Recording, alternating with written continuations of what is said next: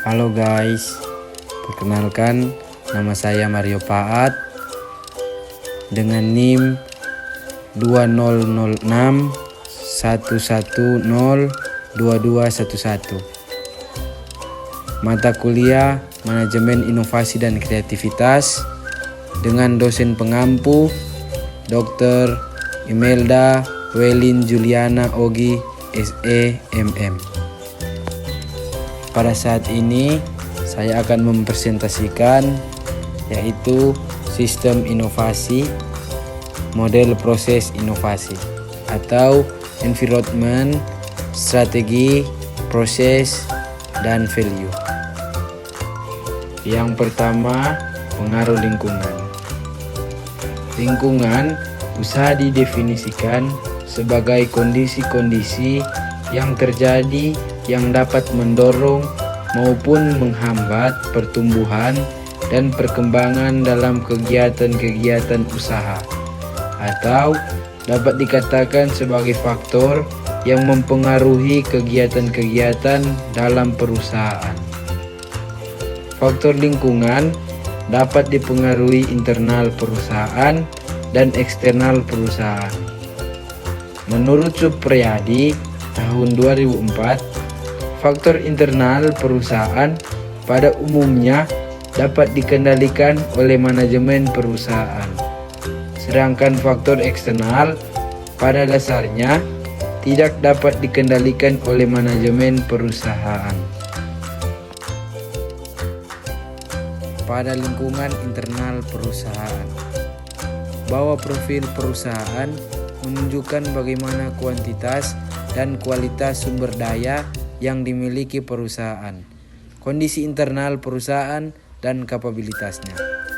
Kuantitas dan kualitas sumber daya perusahaan dapat meliputi sumber daya manusia, sumber daya keuangan, dan sumber daya fisik perusahaan. Perusahaan yang memiliki sumber daya manusia yang profesional dan terampil akan mendukung kondisi internal perusahaan. Hal tersebut dapat berdampak positif terhadap produktivitas, efisiensi, dan daya saing perusahaan. Pengelolaan sumber daya manusia penting dilakukan untuk meningkatkan kinerja perusahaan.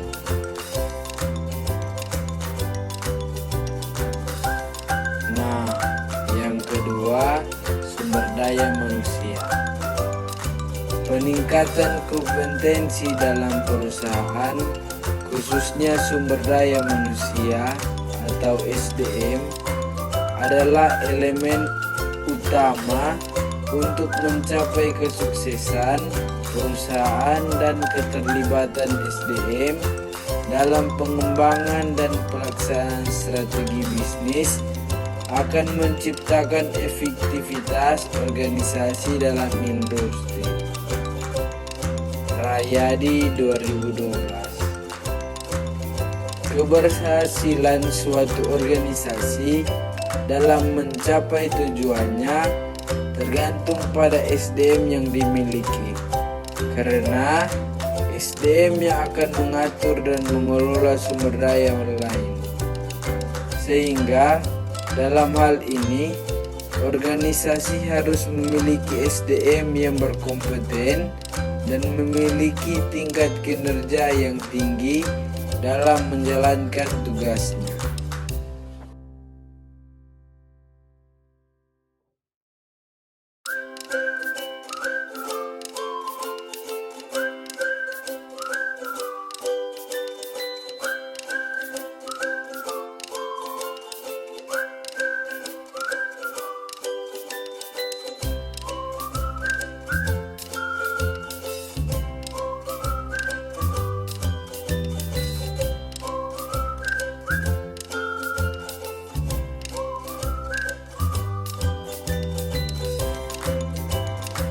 Yang ketiga, sumber daya keuangan. Pengelolaan sumber daya keuangan, dalam hal ini kepemilikan dan pengelolaan modal usaha yang baik, merupakan komponen yang sangat penting bagi keuangan perusahaan. Manajemen keuangan yang efisien akan mengantarkan perusahaan untuk bereaksi cepat dalam mengantisipasi perubahan lingkungan yang tidak dikehendaki, sehingga perusahaan dapat mencapai keunggulan bersaing yang lebih baik dibanding perusahaan pesaing. Dengan begitu, perusahaan mempunyai kesempatan yang lebih besar untuk tumbuh sehingga dapat menunjukkan kinerja yang positif.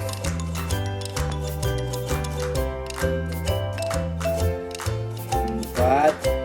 Teknologi. Lingkungan teknologi adalah suatu kesatuan yang menyeluruh tentang pengetahuan mengenai menciptakan dan 11 meningkatkan daya guna suatu barang dan atau jasa yang dibutuhkan oleh masyarakat. Teknologi merupakan salah satu faktor yang mempengaruhi kesuksesan produk baru, di mana dengan menggunakan teknologi yang canggih, perusahaan dapat menciptakan produknya menjadi lebih baik atau lebih inovatif. Semakin tinggi teknologi yang digunakan, akan semakin inovatif produk yang dihasilkan. Teknologi ini terkait dengan mesin dan peralatan yang digunakan perusahaan dalam proses produksi, serta metode atau strategi yang dijalankan dalam kegiatan operasional perusahaan.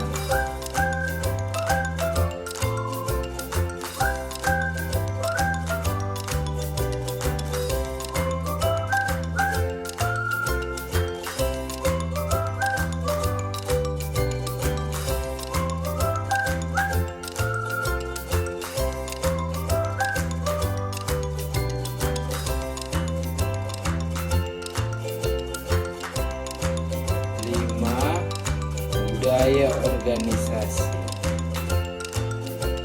Budaya organisasi menjadi instrumen keunggulan kompetitif yang mendukung strategi organisasi dalam menjawab dan mengatasi tantangan lingkungan dengan cepat dan tepat. Analisa lingkungan internal perusahaan dapat digunakan untuk membandingkan keberhasilan masa lalu perusahaan dengan kemampuan perusahaan saat ini, dengan tujuan dapat mengidentifikasi kemampuan masa depan perusahaan. Lingkungan eksternal adalah lingkungan yang berada di luar organisasi perusahaan dan perlu dianalisis untuk menentukan kesempatan atau opportunity, dana ancaman atau threat yang akan dihadapi perusahaan. Lingkungan merupakan faktor kontekstual penting yang mempunyai pengaruh terhadap kinerja perusahaan.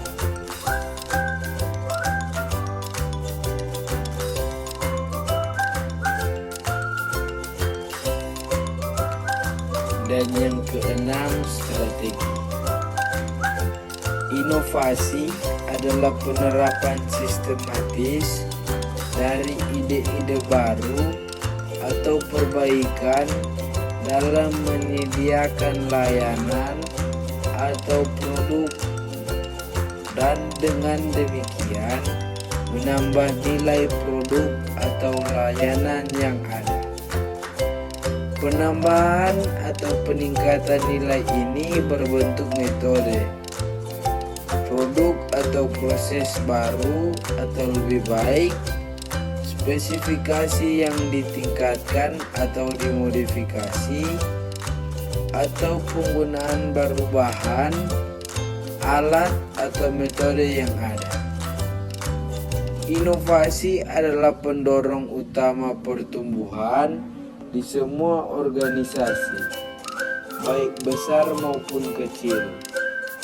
Daya cipta dapat memberikan kontribusi yang signifikan terhadap keunggulan kompetitif, dan ketika dikelola dan diterapkan dengan benar, inovasi dapat menciptakan dampak positif yang signifikan terhadap kinerja organisasi. Inovasi dapat menjadi terobosan yang mengubah cara perusahaan menjalankan bisnis. Dengan cara yang sama, ada juga beberapa contoh inovasi teknologi.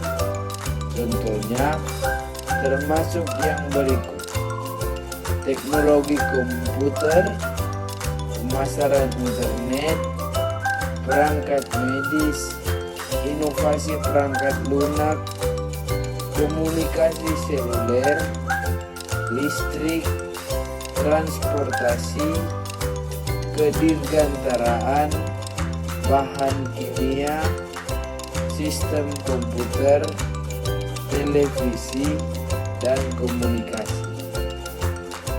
Ini hanyalah beberapa dari banyak contoh yang membentuk konsep inovasi proses. Ketika melakukan kegiatan inovasi bisnis, organisasi bisnis harus mempertimbangkan masing-masing bidang ini dan melakukan analisis mereka sendiri yang sesuai. Tentu saja, organisasi bisnis harus bekerja sama dengan perencana dan pemimpin strategis mereka untuk mengidentifikasi contoh inovasi.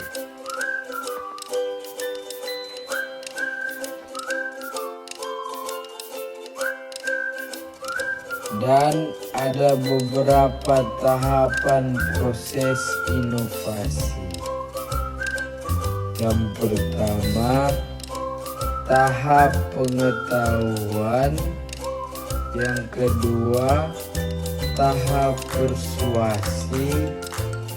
Yang ketiga, tahap pengambilan keputusan. Yang keempat, tahap implementasi. Dan yang kelima, tahap konfirmasi.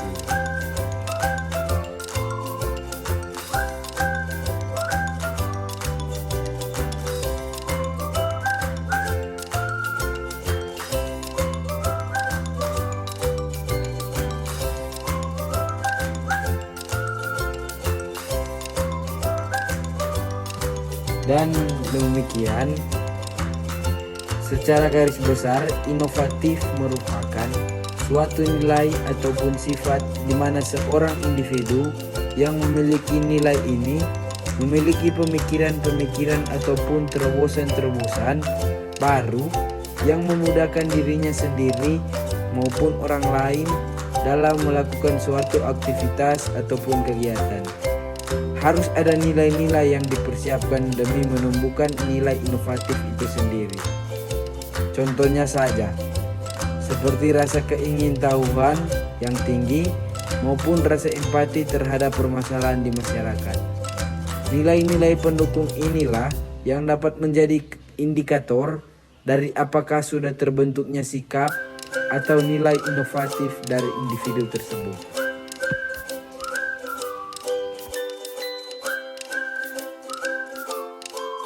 Oke guys, sekian dari pembahasan saya.